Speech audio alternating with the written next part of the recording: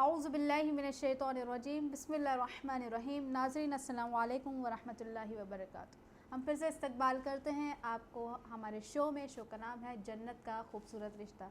जी हाँ, पिछले एपिसोड में हमने अपने ज़िंदगी के बारे में बात की थी, किस तरह से एक लड़का लड़की पाकीज़ा रिश्ते में बैठते हैं और ये निकाह के क्या फ़ायदे हैं, इस्लाम में क्या रूल्स वगैरह हैं, हमने इसकी गुफ्तगू की थी। और हमारे साथ आज मौजूद हैं मोहतरमा ज़ाकिरा नसरीन फ़ातिमा। आप अस्सलाम वालेकुम वरहमतुल्लाहि वबरकातुहू। वालेकुम अस्सलाम वरहमतुल्लाहि वबरकातुहू। शो शुरू करने से पहले आपका बहुत बहुत शुक्रिया फिर से कि आपने हमारे इस टॉपिक के लिए वक्त निकाला और हमारे साथ गुफ्तगू के लिए यहाँ पर पेश हैं, बैठी हाज़िर हैं। अब आप पिछले एपिसोड में हमने बात की थी रूल्स वगैरह की, निकाह के क्या फ़वाइद हैं और क्या अज़मत है और क्या सवाब जारियाँ है जब एक लड़का लड़की जो है जब निकाह में आ जाते हैं या दो ख़ानदान एक हो जाते हैं। अब मरहला एक ये आ जाता है कि शादी के बाद ज़िंदगी क्या है, किस तरह से गुजारी जाती है और क्या क्या कहते एक्सपीरियंस होते हैं। तो लेकिन ये जो शादी है, शादी करने से पहले हमारा जो मेयार होता है लड़का लड़की का, जो उनका एक लेवल होता है सोचने का, वो भी एक डिफरेंट तरीके का होता है। किसी का एक पॉइंट ऑफ व्यू होता है, किसी का अलग पॉइंट ऑफ व्यू होता है। तो हमारा जो मकसद शादी का वो क्या होना चाहिए? बिस्मिल्लाहिर्रहमानिर्रहीम। रब्बि इश्रह ली सदरी व यस्सिर ली अमरी वहलुल उक़दतम मिन लिसानी यफ़क़हू क़ौली। सबसे पहले तमाम नाज़रीन को, तमाम चाहने वालों को अली टीवी की जानिब से और हमारी जानिब से ये बेहतरीन रिश्ता जो पाक व पाकीज़ा जो खुदा ने बनाया है, कि खुदा से ये दुआ है कि इंशाअल्लाह जितने कपल्स है, जितने शादीशुदा ज़िंदगी को गुजारे, परवरदिगार उनके रिश्ते को मोहब्बत और मिठास से कायम रखे। क्योंकि देखिए सिस्टर सानिया, जो आपने अभी पूछा कि मकसद शादी क्या होना चाहिए, मकसद शादी सबसे पहले मैं आपसे यही कहूँगी कि पहला मरहला जो मकसद शादी का वो एक दूसरे को सुकून पहुंचाना है, एक दूसरे को रिलैक्स करना है, एक दूसरे को रिलैक्सेशन देना है। यानी सबसे बड़ी चीज़ है कि कुरान मजीद में भी खुदावंद आलम सूरह रूम में इरशाद फरमा रहा है। क्या इरशाद फरमाता है? खुदावंद आलम इरशाद फरमाता है सूरह रूम में कि तुम्हारा जोड़ा है वो मैंने तुम्ही से पैदा किया है जिससे तुम सुकून हासिल करो। यानी ये मकसद खुदा ही बता रहा है कि तुम्हें मैं इत्मीनान देने के लिए, सुकून देने के लिए कि बयान कर रहे कि इस तरह के कि तुम एक दूसरे के साथ मोहब्बत से रहो, मिठास से रहो, एक दूसरे के साथ एक दूसरे को देखकर अपने चेहरे के एक्सप्रेशंस जो है उसे चेंज करने के बजाय अपने चेहरे पर मोहब्बत वाले एक्सप्रेशंस लेकर आओ कि दोनों के दरमियान में वो मिठास पैदा हो। एक दूसरे के साथ बेहतरीन गुफ्तगू करो, एक दूसरे के साथ बेहतरीन वक्त स्पेंड करो, वक्त गुजारो। क्योंकि मकसद शादी ये होता है कि जब ये मकसद सिर्फ दो रिलेशंस हस्बैंड एंड वाइफ के बीच का नहीं होता। नहीं, जी बिल्कुल। ये रिलेशन जो होता है वो पूरा जो होता है वो शादी का जो है वो उसके आने वाली जनरेशन पे डिपेंड करता है, दोनों फैमिलीज़ पे डिपेंड करता है। यानी जो हस्बैंड की फैमिली है, जो वाइफ की फैमिली, दोनों पे आने वाली जनरेशन। अब देखिए सबसे बड़ी चीज़ है, जैसे पेरेंट्स होंगे वैसी औलाद की तरबियत की जाएगी। और रिवायतों में भी और मासूमीन अलैहिस्सलाम का कौल मासूम ये बयान किया गया कि तुम्हारा अक़्द होने के बाद तुम अपने लिए नस्ल के बारे में तसव्वुर ना करो कि औलाद कैसी, बल्कि कहा कि तुम प्रिपेयर हो जाओ जब तुम्हारी शादी की बात तय कर रही जा रही है, जब तुम्हारा रिश्ता तय होने वाला है या तुम्हारी मेंटेलिटी प्रिपेयर हो चुकी है कि अब मैं उस रिश्ते को निभा सकूँगा, मैं उस रिश्ते में शामिल हो सकूँगा, मैं अच्छी तरह से अपने हमसफ़र के साथ ज़िंदगी गुजार सकूँगे। तो जब तब से अपनी आने वाली न्यू लाइफ और आने वाली न्यू जनरेशन जो आपकी नस्ल से आने वाली, उसके बारे में उसकी तरबियत के लिए आपको तसव्वुर करना है, उसकी तरबियत के लिए आपको तैयारी करनी है। और ये सबसे बड़ी चीज़ यही, अगर हस्बैंड एंड वाइफ के बीच में सुकून रहेगा, हस्बैंड एंड वाइफ के बीच में मोहब्बत और मिठास रहेगी, बेहतरीन तरीका उनके साथ ज़िंदगी गुजारने का रहेगा, तो जो आने वाली जनरेशन है, जब औरत हामिला होती है यानी प्रेग्नेंट होती है, तो बयान किया जाता है कि जो वो तसव्वुर करेगी वो तसव्वुरात उतारे जाएंगे। जिस तरह से वो ज़िंदगी को गुजारेगी वो तमाम उसकी लाइफ जो है वो डिपेंड होगी अब उस बच्चे पर, जो बच्चे पे असर होगा, जो सोच उसकी होगी वो बच्चे।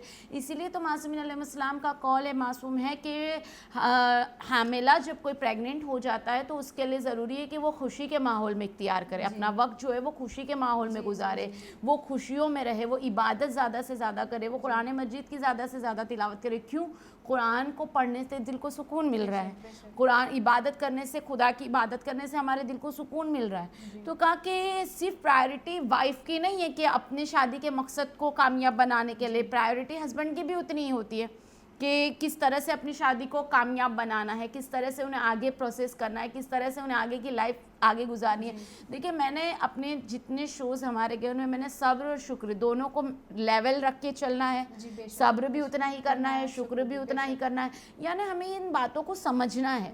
और सबसे ज़्यादा हमारे लिए ज़रूरी जो बयान किया गया कि शादी के वक्त कहा कि सबसे बड़ा मकसद शादी का जो है, खुदा कह रहा है सुकून अता करना है एक दूसरे को। अब उसमें सुकून, देखिए कई मरतबा ऐसा होता है कि कभी वाइफ स्ट्रेस लेवल उसका हाई हो जाता है, इस टॉपिक पे भी, इस बात पे भी हमने गुफ्तगू की थी, कभी हस्बैंड का स्ट्रेस लेवल आउट हो जाता है। तो उस वक्त क्या होता है कि दोनों के बीच में जो बहस होती है, दोनों के बीच कुछ मिसअंडरस्टैंडिंग हो जाती है, कुछ बहस हो जाती है। तो अगर हम देखें कि अपने रिश्ते को हमें कामयाब बनाना है, अगर हम देखें कि अपने रिश्ते को हमें आगे बढ़ाना है, तो देखिए कि सबसे बड़ी चीज़ ये है कि रिश्तों के बीच में कि अगर हस्बैंड कुछ बोल रहा है तो रिप्लाई ना करे। यानी जब कोई झगड़ा हो रहा है या ऐसा लग रहा है कि अगर है, हाँ, अगर आप झगड़ रहे हैं या बहस हो रही है, आर्गुमेंट हो रही है, टू बी साइलेंट, कि एक पर्सन कभी अगर चुप हो जाता है, शांत हो जाता है, तो वो रिश्ता संभल जाता है। और एक एहसास होता है कि मैंने इतना बोल दिया लेकिन फिर भी इन्होंने मुझे आंसर रिप्लाई नहीं किया, क्योंकि एक इज्जत भी हमारी बढ़ रही है। फिर हमारी जो पॉइंट ऑफ व्यू है, हमारी जो बात है, जब हम देखें कि हाँ हमारे शौहर के मतलब अब वो शांत हो चुके हैं, उन्हें सुकून मिल चुका है, घंटे 2 घंटे हो जाए या कई दिन भी गुजर जाए, उसके बाद में जब हम जान ले कि हाँ आज इनका मूड अच्छा है, आज हम अपनी पॉइंट ऑफ व्यू इनके पास रख सकते, देन अपनी जो बात है वो उनसे रखें कि देखिए आप उस दिन इस तरह से बात कर रहे थे, आप बहस के लैंग्वेज में आप बात कर रहे थे, लिहाजा मैंने उस वक्त अपना पॉइंट ऑफ व्यू नहीं रखा, ये बात थी। तब वो हस्बैंड खुद ये करेगा कि हाँ मैंने इसकी बात क्यों नहीं सुनी। उसी तरह से वाइफ के लिए भी है कि जब हम देख रहे कि शौहर अगर देख रहा है कि हाँ वाइफ कभी कोई बहस हो रही है, कभी कुछ बात हो रही, तो हस्बैंड को चाहिए कि आर्ग्यू ना करे, बल्कि शांत हो जाए, सुकून हो जाए। क्योंकि एक स्ट्रेस जब इंसान का बढ़ जाता है, पूरी रिस्पॉन्सिबिलिटी को अटेंड करना है, घर को संभालना है, बच्चों को संभालना है, फैमिलीज़ को देखना है, तमाम चीज़ें, और उसके बाद ऐसा होता है जब कोई अपना अपना नज़र आता है ना, तभी इंसान का दिल उसके सामने बहस हो जाती है उसके साथ। और शौहर से बढ़कर अपना उसके लिए उस घर में कोई नहीं है, कोई नहीं है। शौहर सब कुछ है, उसका हमसफ़र, उसका हमराज, उसका सब कुछ वो अपना शौहर को समझती है। तो वो जितना उसका स्ट्रेस होता है वो अपने हस्बैंड पे निकाल देती है। तो उस वक्त हस्बैंड को भी चाहिए कि उसे पोलाइटली ले ले, नॉर्मल तरीके से ले ले, उसे सुकून दिलाए। बल्कि मैं तो ये कहूँगी कि अगर हाँ ऐसा महसूस हो रहा है कि वाइफ बहुत ज़्यादा आर्ग्यू कर रही है, तो उसे बिठा दे, उसे पानी पिला दे और खुद शांत रहे, न कि उस बहस को बढ़ाए। और उसके बाद जब उसका गुस्सा शांत हो जाए, क्योंकि बहुत जल्दी फिर शांत हो जाती है वाइफ जो होती है, बहुत जल्दी शांत हो जाती है, फिर जब उसका गुस्सा शांत हो जाए तब उसके साथ में जो भी है, अब उसको बताए कि बहस करने के बजाय जो भी प्रॉब्लम्स है हम उसे बैठ के सॉल्व कर लेंगे। तुम्हारे जो इश्यूज़ है हमसे बयान करो, हमारे जो इश्यूज़ है वो हम तुमसे बयान करेंगे। नॉर्मली तरीके से उस बात को सॉर्ट आउट करें, नॉर्मली तरीके से बात करें। फिर खुदावंद आलम ने कहा है कि मैंने तुम्हें बनाया ही है सुकून के लिए, दोनों रिश्तों को पैदा ही किया है तुमने एक दूसरे को सुकून पहुंचाने के लिए।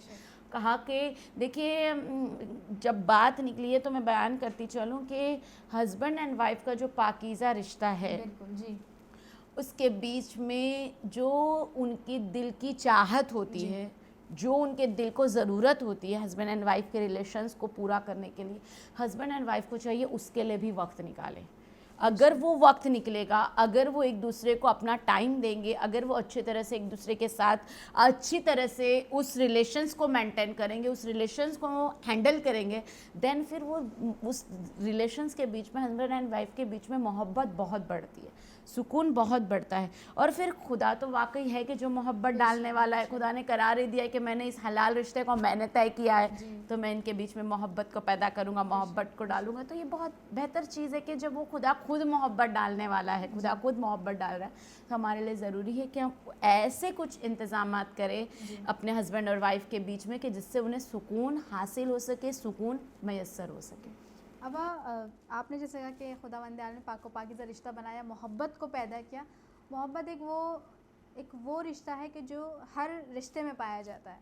माँ की मोहब्बत, बाप की मोहब्बत, सिबलिंग्स को ले लें, भाई बहनों को ले लें, रिश्तेदारों को ले लें, मतलब सबका एक अलग अलग स्टेटस, अलग अलग लेवल और अलग अलग इम्पोर्टेंस है मोहब्बत के रिश्ते को। यहाँ मोहब्बत का रिश्ता भी एक अलग ही, सबसे कहते हैं सबसे हाई लेवल का है, क्योंकि दो लोग जो आपस में मिल रहे हैं वो डिफरेंट मेंटालिटी या यूँ कहें डिफरेंट वर्ल्ड से बिलोंग करते हैं। लेकिन जब हम एज की बात करें, एज पे हम आए, उम्र पे आए, शादी की उम्र पे, तो एक लेवल होता है सोचने का। जैसे हमने कहा कि जब मेंटालिटी या मैच्योरिटी बढ़ती है तो साथ साथ एज के साथ बढ़ती है। जैसे हम देख लें बचपन का जो एज होती है, बचपन में जो एक अलग सोचने की कैपेसिटी रहती है, यानी बच्चा जो है ज़्यादातर खेल कूद में रहता है। फिर जब वो टीनेजर में आता है तो फ्रेंड्स वगैरह ज़्यादा इंपॉर्टेंस हो जाते हैं। फिर वो कॉलेज है, स्कूल्स है वगैरह, जैसे जैसे एज बढ़ती है उसकी मेंटालिटी भी चेंज होती रहती है। यहाँ बात आई कि शादी के लिए जब लड़का या लड़की अपने लिए रिश्ता ढूंढ रहे हो या पार्टनर स्पाउस ढूंढ रहे हो तो उनकी एज क्या होनी चाहिए?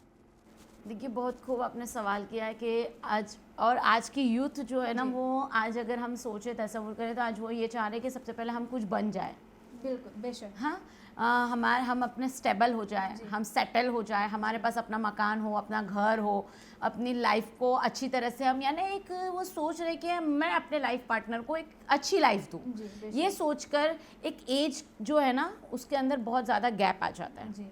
इस्लाम में, मज़हब इस्लाम हमें बता रहा है कि शादी की एज, शादी जल्दी करो जब तुम्हारे अंदर अक्ल आ जाए, जब तुम उस काबिल हो जाओ, कैपेबल हो जाओ। और कहा कि खुदा ने अक्ल दी है मर्द और औरत दोनों के दरमियान में, तो कहा कि मज़हब इस्लाम बता रहा है कि शादी की उम्र जो है वो जल्दी होनी चाहिए। यानी मज़हब इस्लाम के हिसाब से देखिए, अगर देखा जाए तो लड़की की एज अगर आज हम देखें तो 18 to 20 ईयर्स के अंदर मोस्टली हो जानी चाहिए। लॉ भी हमारा ये कहता है, वरना मज़हब इस्लाम भी ये बता रहा है। आप अगर देखें शहज़ादी की एज, अगर देखें जो शादी हुई थी बीबी फ़ातिमा ज़हरा की, तो वो उनकी एज उस वक्त 9 ईयर्स की थी। यानी ये आज हम उसके ख़िलाफ़ है। आज हम मतलब वो नहीं बयां कर रहे कि उतनी छोटी एज में भी आप, लेकिन एटलीस्ट अंडरस्टैंडिंग आ जाए, मेंटलिटी आ जाए। और मेंटलिटी और अंडरस्टैंडिंग जो लड़की की एज के अंदर आती है ना, वो 17 to 20 ईयर्स की एज में बहुत अच्छे से आ जाती है। देखिए, अगर इससे बढ़ा दी जाए एक एज लड़की के लिए, यानी 20 के अबाव अगर वो हो गई, तो उसकी एक सोचने की जो होती है वो अलग हो जाता है, उसका सोचने का तरीका अलग हो जाता है, डिफरेंट माइंड। ये जो एज है ना 17 to 20 ईयर्स या 18 to 20, इसमें जैसे आप सांचा है, जैसे ढालो वैसे ढल जाएगी। ये सांचा है, वो अब आपके घर में अगर आपको सुटेबल करना है, आपको अपनी फैमिली में सेट करना है किसी को, तो कहा कि वो एक सांचा है 18 to 20 ईयर्स का एज, कि फिर आप वो बता देंगे हमारे फैमिली के रूल्स एंड रेगुलेशंस ये वो उसमें सेट हो जाएगी। अबाउट 21 to 25 या 30 अबाउट एज हो जाए, वो अपनी मेंटलिटी खुद सेट किए हुए हैं। वो किसी के लिए वो उनका पॉइंट ऑफ व्यू, हाँ, वो खुद सोचेंगे कि मैंने अपनी इतनी लाइफ गुजारी तो मैं किसी के लिए चेंज क्यों हूँ। उसमें क्या होता है, वो एज जो फर्स्ट एज है जो हमारी 18 to 20 जो हमें बताई है हमारे उलमाओं ने, हमारे मासूमीन ने, कि इस एज में तुम शादी कर लो तो वो लड़की अच्छे से सेट होती है, बहुत अच्छे से वो घर लेके चलती है। जो ये एज की वो अपनी थिंकिंग, अपनी मेंटेलिटी से वो ये सोचते हैं कि मैंने अपनी लाइफ गुजारी तो मैं किसी के लिए चेंज क्यों हूँ। ये आज बहुत ही कॉमन हो गया है, और ये सिर्फ लड़कियों में नहीं बल्कि हाँ, मैं वही आगे कंटिन्यू कर रही हूँ कि मर्दों में भी, यानी अगर हम देख रहे कि वो अपने लिए बेहतरीन हमसफ़र तलाश रहे हैं, वो ये तो जो शादी की एज उनकी बताई गई है वो 20 to 25 की एज के दरमियान में होनी चाहिए। उस दरमियान में उनके स्टडी लेवल कंप्लीट हो जाता है, उस दरमियान में वो सेट हो चुके होते हैं वो अच्छी तरह से। अब वो क्या होता है, वो मेंटेलिटी जो होती है ना 20 to 25 की एज के अंदर की, एक बॉय के लिए, एक हमसफ़र को तलाशने के लिए, यानी एक वाइफ तलाश रहा है वो, तो उस वक्त क्या होता है, वो उसकी मेंटेलिटी और इसकी मेंटेलिटी दोनों को मैच कर सकता है, दोनों को वो मैच कर सकते हैं, वो सिमिलर होती है दोनों वो टाइम पे। अगर उसके अबाउ चले गए, अबाउट 30, देन उनके लिए फिर इतनी छोटी एज की लड़की मिलना भी पॉसिबल नहीं है जो उनकी लेवल को सोच सके, और जो उनकी अबाउ एज की मिलेगी, जो उनके सेम एज की मिलेगी, तो फिर वहाँ पर क्या होता है, क्लैशेस होते हैं। मेच्योरिटी लेवल सेम हो रहा होता है, हर चीज़ सेम हो रही होती है, उनके अंदर आई एम समथिंग प्राउडनेस आ चुका होता है, जो लेवल से तुम सोच रहे हो वो लेवल से मैं सोच रही हूँ। तो जो हस्बैंड एंड वाइफ का मेयार होता है वो कहीं ना कहीं डगमगाता है, कहीं ना कहीं डगमगाता है। इसीलिए बयान किया गया, मज़हब इस्लाम हमें ये बताता है कि अगर बेहतरीन एज अगर डिसाइड करनी हो शादी के लिए तो बेहतरीन एज ये है कि शादी इस्लामी मज़हब के हिसाब से कि जब अक्ल आ जाए, जब तसव्वुरात आ जाए, जब फैमिली को लेने की कैपेबिलिटी आ जाए तो फिर शादी कर लेनी चाहिए। सुभान अल्लाह, सुभान अल्लाह। अब ये हो गई बात एज के, किस उम्र में लड़का या लड़की को शादी कर लेनी चाहिए। और एज के साथ साथ जैसे हमने कहा कि मेंटालिटी भी चेंज होती रहती है, सोचने की जो एक एम रहता है, जो हमारा एम होता है सोचने का, वो भी चेंज हो जाता है। अब यहाँ शादी हो गई, मकसद हमने जान लिया, अब आता है कि घर एक कहा जाता है घर एक जन्नत है। बेशक मतलब आप सोचें कि अगर कोई थका हुआ इंसान हो, बच्चा भी कहीं बाहर गया हो, जब वो घर सुकून कहाँ सबसे ज़्यादा मिलता है? घर में। चाहे कैसा ही माहौल क्यों ना हो, लेकिन सुकून इंसान को अपने घर में ही मिलता है। घर को कैसे, शादी के बाद जो है वो घर का माहौल या घर कैसा होना चाहिए? देखिए, बहुत अच्छा आपने सवाल किया अल्हम्दुलिल्लाह कि घर का माहौल ही डिपेंड करता है हर चीज़ पे। देखिए, सबसे बड़ी चीज़ मैं आपसे अपने तमाम व्यूअर्स से जो पूरे वर्ल्ड में शोज़ को देख रहे हैं, पूरी तरह से देख रहे हैं, कि खुदावंदा दुआ ये है कि अली टीवी को भी परवरदिगार कामयाबी अता करे। लेकिन देखिए, तब सबसे बड़ी चीज़ ये होती है ना कि अगर हम सोचें, रसूल खुदा सल्लल्लाहु अलैहि वसल्लम फरमाते हैं घर जन्नत है जी। मकान तुम्हारा है, तुम उस 4 दीवारी को जन्नत बनाओ जी।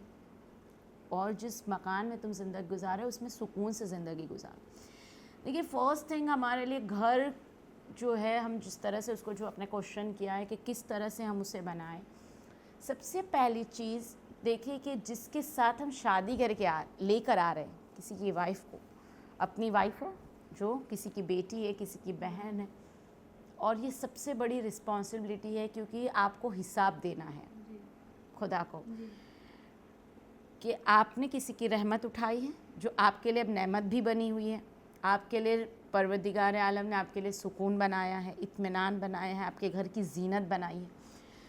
सबसे बड़ी चीज़ उसे ये एहसास न कराए कि अब वो ये इस घर में आई है तो वो घर ये इसका घर नहीं है, ये बल्कि ये एहसास करवाए कि ये अब आज से आपका घर है। यानी ये अगर हम ये अगर मेंटेलिटी रखते हैं, बाज़ औक़ात ऐसा होता है कि ये मेंटेलिटी नहीं होती कि हमारा घर है, तुम तो कहीं और से आई हो, वो घर बाप का घर जो है, वालिद का घर जो है वो तुम्हारा घर है, ये तो तुम्हारे शौहर का घर है। देखिए, अगर ये तसव्वुर रहेगा ना तो वो घर घर कभी नहीं बन पाएगा, वहाँ सुकून नहीं मिलेगा। जहाँ लड़की सब कुछ अपना समझ के कि ये अब मेरा घर है, मुझे इसे संवारना है, मुझे इसे बनाना है, मुझे इसको अच्छी तरह से संवारना है, अगर ये सोचे, अगर उसकी थिंकिंग अगर आप ये डालेंगे सामने वाली फैमिली, उसका शौहर, तो वो घर वो अपने तरीके से उसे बनाएगी। जैसे कि अगर सबसे बड़ी चीज़ कभी भी उसे ये एहसास ना करवाए कि ये घर आपका घर नहीं है, सबसे बड़ी पहली चीज़ ये है, बल्कि उसे ये बताए, अपने घर के रूल्स एंड रेगुलेशंस भी बताए, उसे कहे कि देखो आपको कुछ टाइम लगेगा सेटल होने में, सेट होने में तमाम वक्त लगेगा, लेकिन ज़रूरी है कि आप जब सेटल होंगे तो हमारे कुछ रूल्स हैं, हमारे कुछ रेगुलेशंस हैं, हमारे ये फैमिली के कॉम्प्रोमाइज़। तो देखिए, शादी कॉम्प्रोमाइज़ ही है, एडजस्टमेंट बहुत ज़रूरी है। दूसरा नाम ही, हमारा फर्स्ट एपिसोड अगर आपने देखा होगा तो हमने यही बताया, शादी का सेकेंड नेम ही कॉम्प्रोमाइज़ है। जो अगर अपनी शादी को आगे बढ़ाना चाहता है उसे कॉम्प्रोमाइज़ करने ही पड़ेंगे, तब ये रिश्ता आगे बढ़ेगा। दूसरी चीज़ इसमें ये बताई गई है घर को घर बनाने के लिए, शौहर के घर को अपना बनाने के लिए, कि एडजस्ट बहुत ज़्यादा करना होगा। हम अगर ये सोचेंगे कि मैं अपने पापा के घर में ये किया करती थी तो मुझे भी यहाँ पर ये करना है, तो नॉट पॉसिबल। और अगर ये सामने वाली फैमिली भी अगर ये तसव्वुर रखे कि नहीं, अपने बाबा के घर में ये इस तरह से ज़िंदगी गुजारती थी तो आज इनके लिए टफ़ हो रहा है, डिफ़िकल्ट हो रहा है यहाँ पर एडजस्ट करना, तो उनको मौका दे, उनको वक्त दे, तो फिर वो सुकून से जब वो तसव्वुर करेंगे, नहीं हाँ यहाँ पर अब आप आए, फर्स्ट डे ही आपने अगर बता दिया कि मेरे ये फॉलो करने होंगे रूल्स, तो वो घबरा जाएंगे, सामने वाला इंसान घबरा जाएगा। अगर आप तसव्वुर करें फर्स्ट स्टैंडर्ड में हम वक्त बच्चा हमारा पढ़ रहा है, उसके सामने अगर हम 10th का पेपर ला के दे तो बच्चा सॉल्व कर पाएगा? पॉसिबल ही नहीं। जिसे राइटिंग ही नहीं आती हो उसे आप कह दें कि ये प्रॉब्लम सॉल्व करके दिखा दो, तो नहीं कर पाएंगे ना। अब हमारा यही है, कितने वालिदैन ने बड़े आयशों से, बड़े आराम से, बड़े नाजों से पाला हो, और 2 महीने में रिश्ता तय हो गया, 2 महीने के बाद शादी हो गई, 3 महीने के बाद शादी हो गई, टाइम नहीं मिला समझने की, एक दूसरे की मेंटालिटी को पहचानने का टाइम नहीं मिला, थिंकिंग समझने का टाइम नहीं मिला, एंगेजमेंट हुई, इसके बाद तुरंत शादी हो गई। अब उसके बाद अगर आप ये कह दो कि अब तुमको स्टार्टिंग 1st स्टैंडर्ड से डायरेक्ट जंप मार के तुमको 10th स्टैंडर्ड में पहुंचना है, तो पॉसिबल नहीं है। उतने क्लासेस तो उन्हें अटेंड करने ही पड़ेंगे, तो उतना मौका उन्हें मिलना चाहिए कि जितना। अब उसमें कुछ लड़कियों को जल्दी, जिनके अल्हम्दुलिल्लाह जिनके तस्वुरात अच्छे होते हैं, जिनका अल्हम्दुलिल्लाह सोचने की समझने की सलाहियत अच्छी होती है, वो जल्दी पिकअप कर लेती है। कुछ ऐसे होते हैं कि जिनको थोड़ा वक्त लगता है, आहिस्ता आहिस्ता देख देख के सीख रहे हैं, घर के किसी बड़े को देख के सीख रहे हैं या उस तरह से सीख रहे हैं, तो उन्हें कुछ वक्त लगते हैं। उसमें अब उन वक्तों के दरमियान में क्या होता है, क्लैशेस होते हैं, रिश्ते ख़राब होने के लगते हैं, तुम कुछ समझते नहीं हो, तुम कुछ सुनते नहीं हो, तो उसमें क्या होता है, वो घर जो है ना वो घर नहीं रहता। उसके लिए एक दूसरे को कॉम्प्रोमाइज़ करने होंगे, एक दूसरे को समझना होगा। दूसरी चीज़ जो बयान करनी चाहूँगी कि किसी भी आने वाली पर जुल्म ना करें। अब जो सवाल मैं आपसे करूँगी या मैं पूछने जाऊँगी, तो नाजरीन से गुजारिश है कि बहुत ही गौर से सवाल को सुने और जवाब को भी सुने, क्योंकि ये सवाल जो बहुत एक कहते हैं, हम फिर से वही मेयार की बात आ जाती है एक इंसान की, कि मेंटालिटी जो है एक लड़के या लड़के की बहुत ही अलग होता है। एक शादी के लिहाज से शादी के मामले में एक लड़की और लड़के का जो मेयार है, सोचने का मेयार है, वो दोनों का अलग होता है।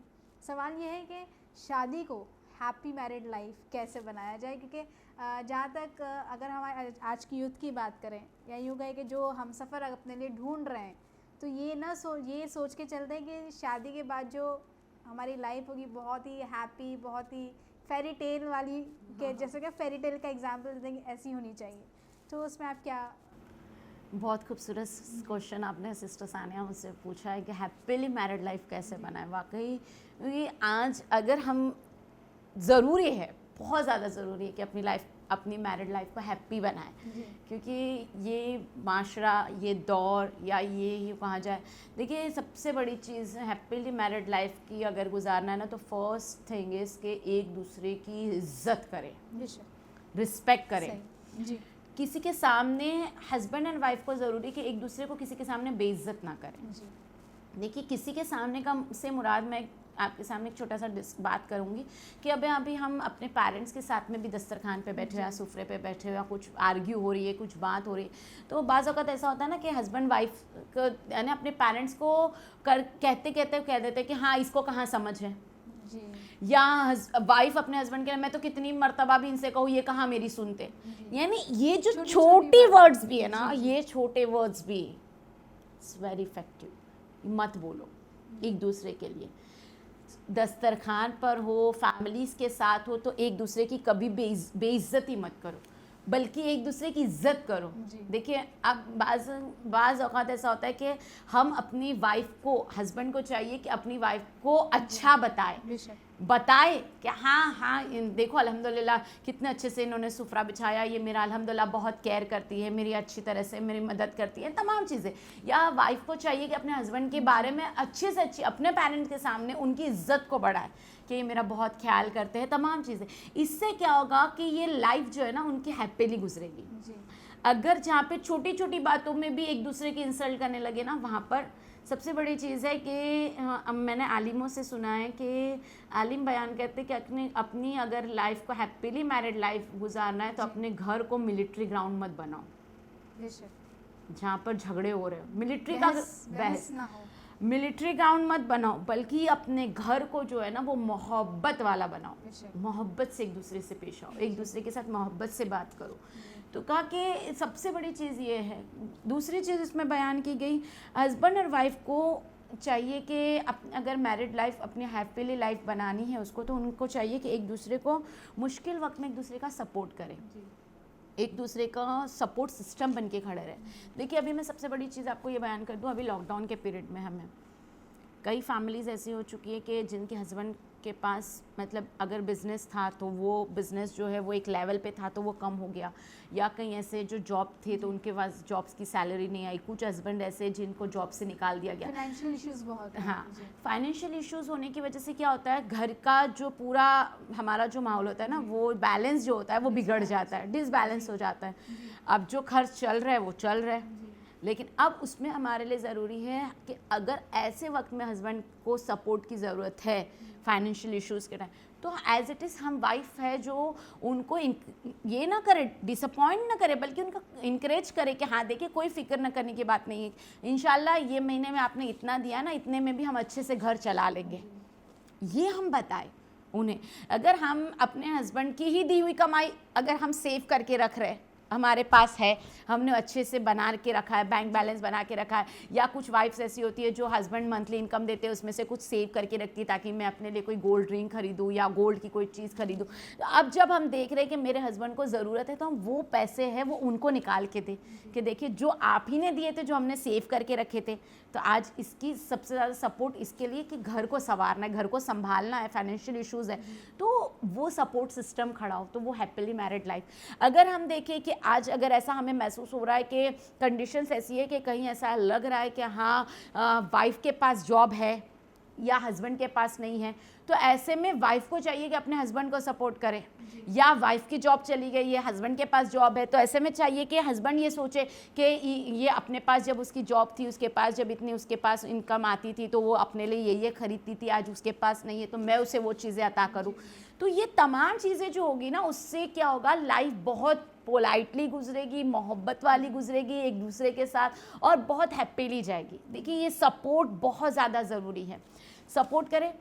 तीसरी चीज़, अपने हस्बैंड की बुराई किसी के सामने मत करो, अपनी वाइफ की बुराई किसी के सामने मत, खामियों को, चाहे वो तुम्हारा कितना भी करीबी दोस्त क्यों ना हो, कि जिसके साथ तुम अपनी हर बात शेयर करते हो, लेकिन अपनी वाइफ की बातें मत शेयर करो। मतलब कभी हम होता है ना दोस्तों के साथ होते हैं, तो आज देखिए हमारी यूथ जो होती है ना, वो एक डायलॉग जो होता है वो बहुत इजीली बोलती है, बहुत आसानी से, कि शादी करके दोस्त हमसे दूर हो गया, या दोस्ती छूट गई, या बाज़ औक़ात ऐसा होता है कि मुहावरे भी बनाते हैं कि घोड़े पे सवार हो के आ रहा है तो तेरे पास मौका है, घोड़े से फरार हो जा, या ये भी कह रहे होते हैं, मुहावरे बने हुए हैं कि शादी का लड्डू जो खाए वो भी पछताए, जो ना खाए वो भी पछताए। तो ये मुहावरों को चेंज करें, हम ये बता, हमने नेगेटिविटी बहुत ले ली है शादी को लेके, नेगेटिविटी बहुत आ गई। तो हम ऐसा कपल बने कि हम ये बताएं कि देखिए हमने शादी का लड्डू खाया लेकिन हम पछता नहीं रहे, बल्कि हम इस लड्डू को खा के बहुत ज़्यादा खुश है। तो अपने आप को ऐसा बताए, अपने दोस्तों के सामने अपनी वाइफ की इज्जत बढ़ाए, वाइफ को चाहिए कि अपने फ्रेंड्स के सामने अपने शौहर की इज्जत बढ़ाए, ना कि खामियों को गिने, नहीं, इन तमाम बातों को। तो वो क्या होगा, वो लाइफ जो है ना, वो मैरिड लाइफ बहुत सक्सेस।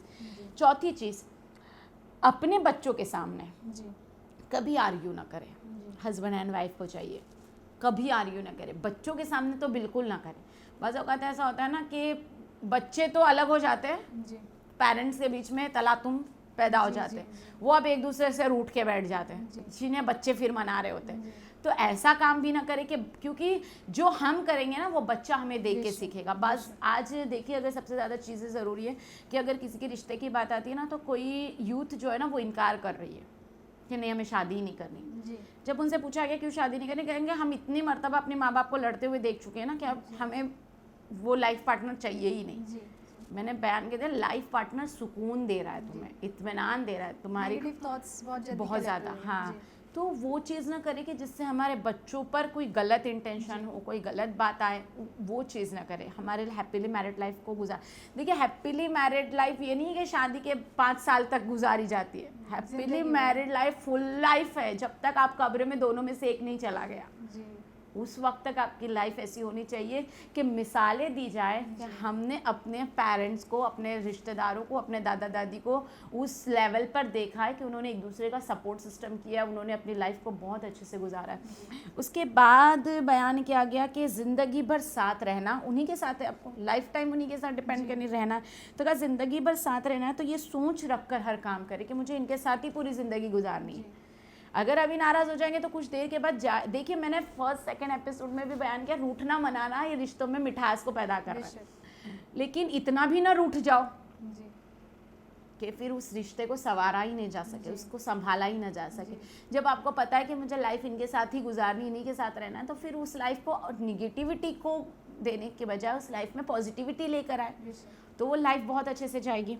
उसके बाद एक दूसरे को अप्रिशिएट करें किसी भी चीज़ में। जी अगर हमने कोई अच्छा काम किया है, यानी समझिए अच्छी कोई डिश पकाई या कुछ अच्छा किया, तो शौहर को चाहिए कि अप्रिशिएट करे, वाइफ को चाहिए कि शौहर कुछ अच्छा हमारे लिए तोहफा लेकर आए या कुछ उन्होंने अता किया हमें या हमें खुश किया तो उनको अप्रिशिएट करे, या कभी उन्हें कोई सक्सेस मिली तो अप्रिशिएट करे, यानी हर चीज़ में। या एज इट इज़ हम ये सोचें कि हाँ वो बहुत अच्छे फादर है, तो एज इट इज़ हम ये कहें कि आप बहुत अच्छे फादर है, आप बहुत अच्छे हस्बैंड है, आप बहुत अच्छे बेटे हैं, उस बात को लेके अप्रिशिएट करें, न कि निगेटिविटी को लेके। तो ये क्या होगा, उनको अप्रिशिएट करना, उनके साथ में एक दूसरे के साथ में बहुत अच्छे से बिहेव करना, ये क्या होता है, मोहब्बत को बढ़ाता है। ये क्या होता है, और ज़्यादा उनके रिश्ते को और मजबूत करता है कि अगर मैं कुछ भी करूँ तो ये मुझे अप्रिशिएट करती है। जहाँ पर कुछ खामियां नज़र आए तो उन्हें प्यार से समझाएं कि देखिए यहाँ पर आप गलत थे, ये चीज़ आपने रॉन्ग की। एक दूसरे को ये ना समझे कि मैं अपने हस्बैंड को कैसे समझाऊँ, हस्बैंड ये ना समझे कि अपनी वाइफ को।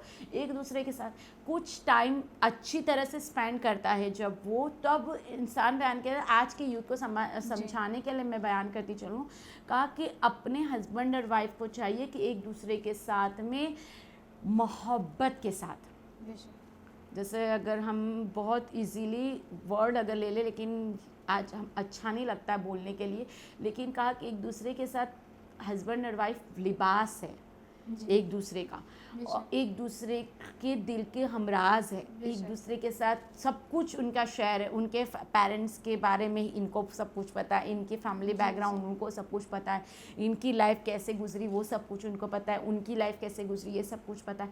तो कहा कि एक दूसरे का लिबास हो तुम्हें एक दूसरे के ऐबों को ढांक के रखना है। अब तुम्हें लिबास जिस तरह से जिस्म को ढांकता है, वैसे अगर कहीं से लिबास चीर जाता है तो हम उसे जल्दी से तब्दील करते हैं, हम फटा हुआ लिबास नहीं पहनते। तो हमारे लिए ज़रूरी है कि अगर हमें ऐसा महसूस हो रहा है कि कहीं कुछ खामी नज़र आ रही है, तो वहाँ पे जल्दी से कुछ अपनी मोहब्बत की वजह से, कुछ अपनी बातों की वजह से वहाँ पे जल्दी से ग्लू लगा दे, ताकि ये बात और ज़्यादा जाहिर ना हो। हस्बैंड एंड वाइफ की बात जो है ना, वो 4 दीवारों के अंदर हो, वो बहुत ज़्यादा बेटर है कि जो भी उनके बीच की बातें हो दूसरों को ला के बात ना करे, दूसरों के दरमियान में ना बताए। चाहे दूसरों अपने बीच में अगर तलातुम भी पैदा हो रहे हैं तो पेरेंट्स के सामने, बच्चों के सामने नॉर्मल रहे, ताकि उन्हें तुम्हारे झगड़ों के बारे में, तुम्हारे तलातुम के बारे में मालूम न, क्योंकि इन दोनों से पूरा घर चल रहा है। अगर इनके बीच में मोहब्बत है तो पूरा घर मोहब्बत से रहेगा, अगर इनके बीच में तलातुम है तो पूरे घर में डिप्रेशन आ जाएगा। तो अपने घर को डिप्रेशन से बचाने के लिए हमारे लिए ज़रूरी है कि हम अच्छी तरह से रहें, नॉर्मल रहें, पॉजिटिविटी एनर्जी को ज़्यादा रखें, तो उससे इंशाल्लाह हमारा रिश्ता बहुत ज़्यादा संवरता है। अब बहुत बहुत शुक्रिया आपका कि आपने वक्त दिया, और बहुत ही अच्छा लगा आज का इस शो में जो हमने सवाल आपके सामने रखा, जिस तरह से आपने जवाब दिया। उम्मीद है कि हमारा जो यूथ है आज का वो इन बातों का ख्याल रखेगा, और सिर्फ यही नहीं कि हमारे शो को देख के आप ये सोचें, लेकिन आप ख़ुद भी, क्योंकि खुदा ने अक्ल दी, शऊर दिया, तो ख़ुद भी इस चीज़ को ध्यान रखें कि आपको किस तरह का हमसफ़र चाहिए, किस तरह से आपको ज़िंदगी गुजारनी है। जब तक ये बने रहिए हमारे साथ। अस्सलामु अलैकुम व रहमतुल्लाहि व बरकातुहू।